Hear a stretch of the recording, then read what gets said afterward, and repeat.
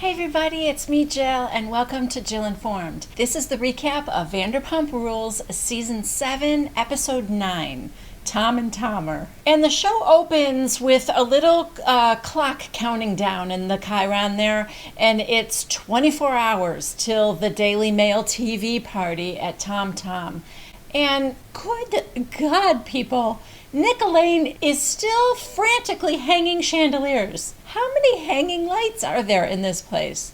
Because it doesn't look like the place itself is that big. I think Nick Elaine has been on the top of a ladder for the last week and a half. Anyway, Lisa again is frantic because the air conditioning is broken and there's no electricity somewhere and I don't know, and it's hot. Lisa, of course, still looks incredibly put together, but she does appear to be flushed in the heat. Let's put it that way. Sandoval and Ariana are in the car. Sandoval is stressing out, as you might imagine.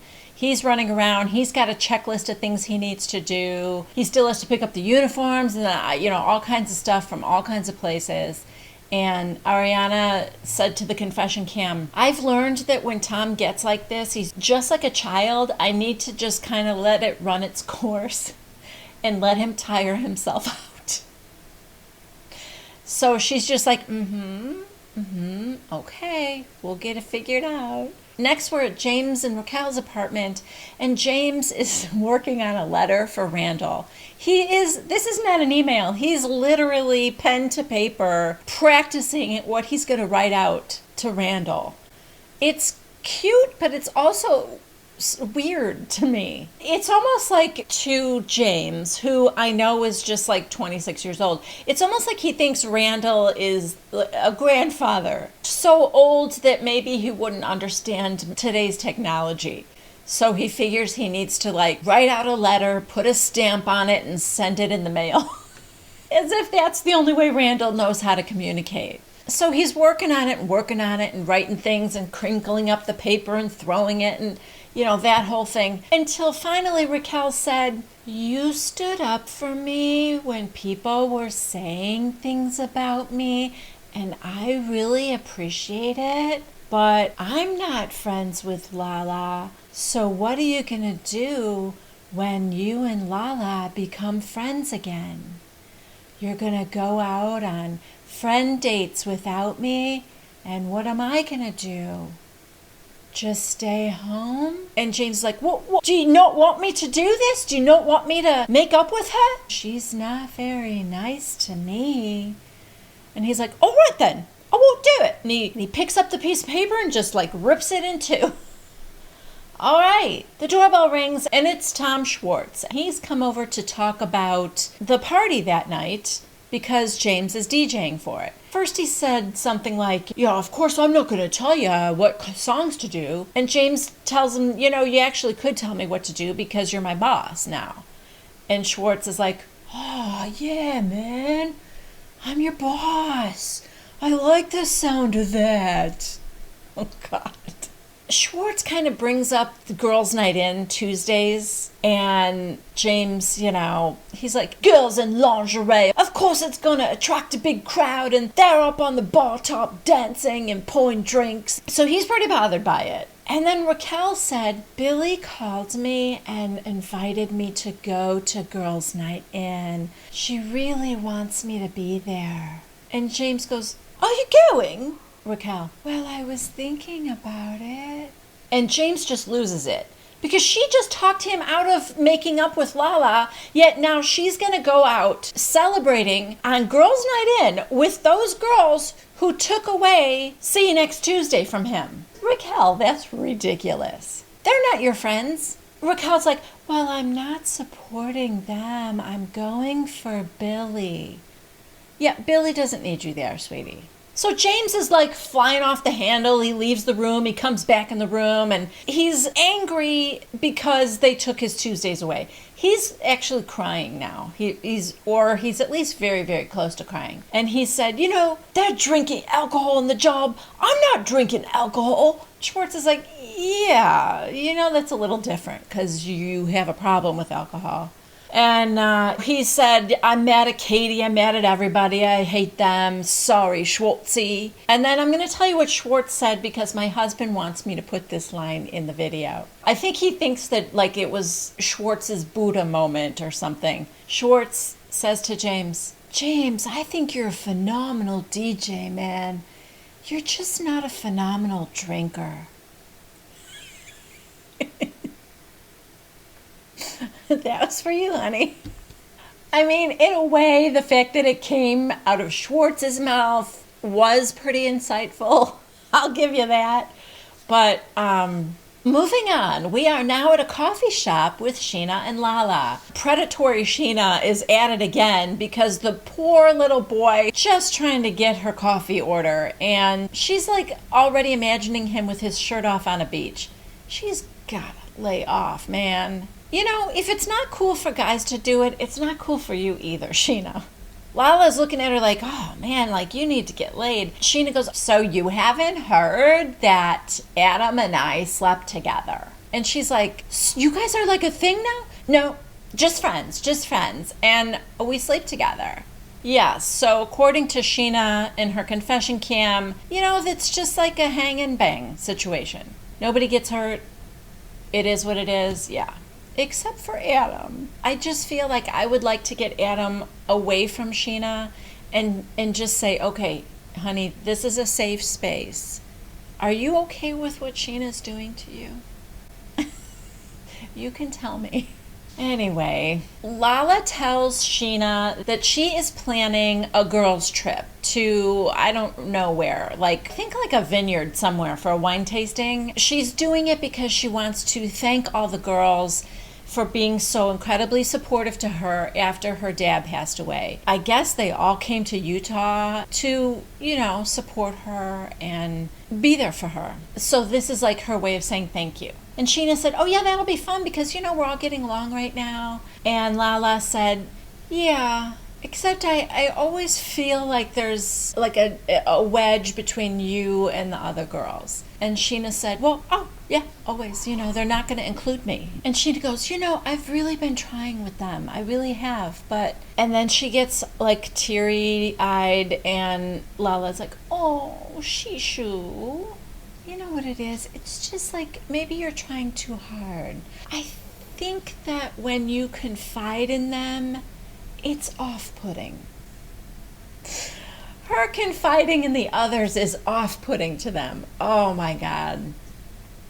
So funny. Next, we are at Girls' Night In, Part 2. Again, the girls are working hard, dancing up on the bar top, pouring drinks into people's mouths and whatever in their silky robes. So at one booth, Stassi and Bo and Schwartz and Katie are sitting together, and Schwartz is telling them about his conversation with James when he was at his house. You know, Stassi and Katie are getting mad as he's relaying that Tuesday nights were his and he hates all of them for taking it away from him and stuff. And then he said, yeah, but, you know, he backed up right away and kind of apologized for it. And Stassi's like, stop defending him. Again, I told you guys this before. I get a huge kick out of the fact that Schwartz doesn't know he's saying things to hurt his own wife, but I'm still on Schwartz's side because his own wife is like a mean girl. And James has a right to his feelings, you know, whether he is the cause of his own undoing or not, which I believe he is. He's too immature. Whenever there's an argument, he lashes out and he gets real personal. By attacking Katie for her appearance, that's exactly where he went wrong. So all I'm saying is being upset about the fact that now See You Next Tuesday is taken away from him and this other Girls' Night In thing is wildly successful. It's understandable to me that he's upset about that. That's all I'm saying, you know? Okay, so Lisa shows up and at one point she's with the Toms and she's got an envelope and they're like, oh, what's that? And she goes, I think you know. It's the term sheet. The Toms wanted it in writing that they each own 5% of Tom Tom, and Lisa didn't feel it was necessary to put anything in writing. I mean, Of course they want it in writing. Lisa's controlling this whole thing. What kind of business person doesn't have it in writing when somebody owns shares of something or a percentage of a business? That was so weird. I don't know, maybe she was hoping that at some point she could just kind of like buy them off and they wouldn't own any part of it. I mean, I don't really know. I can't believe that she doesn't have things in writing with her other business partners, right? Do you think that she and Guillermo don't have anything in writing? Highly doubtful. Lala is sitting with Ariana and Stassi now, and she is telling them about the girls' trip that she's planning, and she invites them to come along, and they're like, oh yeah, that'll be fun.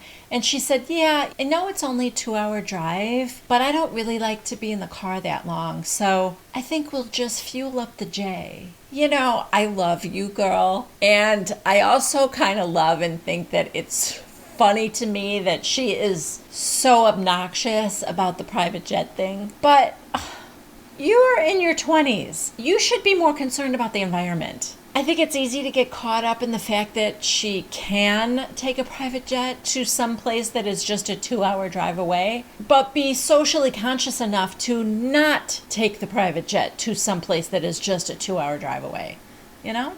Okay, now the Chiron is telling us that we are 4 hours away from the big party at Tom Tom, and I kid you not, Nick Elaine is still hanging light fixtures. I swear to God. He is still on a ladder. He's dusting off chandeliers. This has to be more than like when you walk into one of those giant lighting stores and there's a chandelier every 4 inches. I don't know. The entire ceiling is going to be lit. In the back room, the Toms are creating batches of cocktails in these giant plastic like Tupperware tubs. They're just pouring bottles of alcohol and all the ingredients to make their signature cocktails. I mean, I don't know if other bars do this. I guess they probably do. Like if they're having a special on a certain kind of cocktail for an evening, maybe they do pre-make a batch of it like that. But it was interesting to see. Next we see Brittany and Jax at a restaurant, and it's Jax's 39th birthday, and he said something like, the next 2 years are going to be so great because this year I'm still 39, I'm celebrating that, and then next year will be my 40th birthday and I'm celebrating that. And Brittany goes, yeah, and you're going to be married. And he's like, oh yeah, that too. Anyway, while they're there, Jax's sister calls him to wish him a happy birthday. And it is his first birthday since his dad passed. So he gets a little teary-eyed, and his sister asked about his mom. I thought he said that she did call, but it was just a very quick happy birthday. However, later, when Lisa is talking to him, he said that he did not hear from his mom on his birthday. So either he's lying to Lisa, which is entirely possible, or I misunderstood. What I do know is that it isn't like it used to be every other year, because he said that every single year for his birthday, his mom would call and tell the whole story of the day he was born. He'd pick up the phone and she would say, okay, so it's like 3 a.m, I get my coat on, we're rushing to the hospital. She would just like get right into the story every single year except that year. So that's sad. He alluded to the fact that he was not happy with the care that his father got for his cancer. And I don't know if it goes further than that. I don't know if he's blaming his mom. He didn't say, but she's very, very angry with Jax, and they really haven't spoken since his father's funeral. It's sad. So over at Tom Tom, the Toms are talking to Lisa, and she said, you know that this is not our opening night, right? This is just a private party for Daily Mail TV. So we don't go inviting all our friends, right? And Sandoval said, yeah, I mean, of course, Ariana's coming and Katie. And then Schwartz said, yeah, we did invite Jax because it's his birthday today. And she said, I will allow Jax to come, but only because it's his birthday, and it is his first birthday since his father's passing. So that's okay. And of course, Brittany will come with him. And then I think she said that Lala and Sheena were working the door, so they were going to be there. And then Sandoval looks at Schwartz and he's like, and then Schwartz goes, yeah, I kind of invited Stassi and Bo and Kristen. Lisa goes, oh no, now you've gone too far. Not Kristen.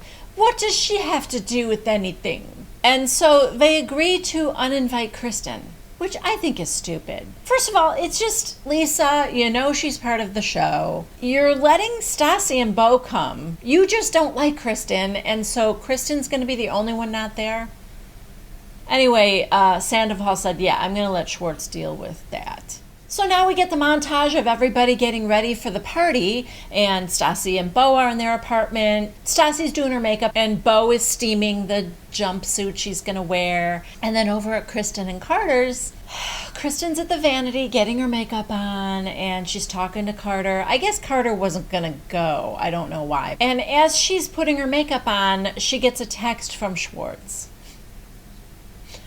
She comes into the living room and she goes, well, I'm glad I got all ready for a party I'm not going to. She reads the text and Schwartz is like, yeah, I'm so sorry. It's over capacity. And Lisa was adamant about you not coming. Oh, God. So, yeah. She's pretty upset. I mean, she had bought flowers for the guys. She's very supportive of them. And I don't know. I'm hoping this is really kind of all for the show. Because it was a pretty crappy way to do it, especially at the very last minute like that. It bothers me, and I also feel like she could have come, and Lisa probably wouldn't have even known. Next, we see James arriving because he's DJing, and he looks cool. I love this look. He's got like skinny pants and a jacket, and I don't know, I just took note of how he looked really cool. So when he gets there, I guess the kitchen is upstairs. So he goes up there. As I said before, the air conditioning is broken, and I don't know if it's working yet or not. It appears that it for sure is not working in the kitchen. And Peter shows James this tiny little, I guess it's a DJ booth, but it is so small. And it has a window overlooking the main bar area. However, there's no electricity in that room. So Peter tells him that he's going to have to use an iPad and Bluetooth and play the music that way. And so he shows him over to like this supply closet. That's where James actually has to like play all the songs and stuff in a windowless little like supply closet. It's comical, but it's also kind of ridiculous. To the confession cam, James goes, I can tell you what's wrong with the DJ booth at Tom Tom. There isn't one. Yeah. Even in the best of times, like if the AC is working and after they're open, I mean, I hope the plan is that they are going to put outlets in there, but even still, it's so tiny, and he's way, way up in a tiny little box. We see the Toms getting ready in their little matching suits, and they're very cute. And now it's time for the party to start. So everyone starts arriving, and they're just gushing over this place. Like Stassi, and I think it's the first time Katie and Ariana have seen it too. So they're just like gaga over it. Like I said, Stassi, when she gets there, everyone is just loving it. Like I said, James is way up in that tiny little window, and it's so what he's doing is he's going into the closet and he's like setting up the song and everything. And then he goes out to the little window and like dances in the window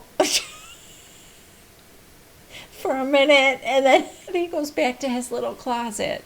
At one point, Jax goes up there looking for food, and he's like, is this where you're doing your DJ thing? And there's James in the closet sitting on boxes with like a fan blowing on him. Why he had his cute little outfit on, I don't know, because no one can see him. To the confession cam, Jax goes, just seeing James DJ in that sweaty little office was the best birthday present I could have asked for. So later in the evening, the Toms and Lisa sit down to talk, and Lisa is smashed. I don't think I've ever seen her drunk. On this show or on Real Housewives of Beverly Hills, I've never seen her this wasted. But she's like giddy and smiling and happy, and The boys are thanking her so much for the opportunity, and it's sweet, and they really do seem grateful. At one point, Katie and Schwartz go outside and they look at the Tom Tom sign out in front, and the T's are lit up. Katie's like, oh my God, that is your name lit up outside this place, and you know how exciting that is. And kind of the same for Sandoval and Ariana. They step outside for a minute, and Sandoval's just kind of reflecting on how unbelievable this feels to him. And Ariana said to the confession cam that, you know, ever since she's known Tom, he's wanted to have his own bar. You know, he's always writing down his cocktail ideas and stuff like that. And how exciting it is that he's finally there. He's finally gotten to do something like that. Well, at least 5%. He doesn't own his own bar yet, really. But 5% could be significant, because I do think it's going to be a success. I think her other places are too, if only because of Vanderpump Rules, the show, you know? So all in all, it was a successful night all around, and everybody seems pretty happy. Well, except for Kristen. She's at home, laying in her bed, eating pasta with her dogs.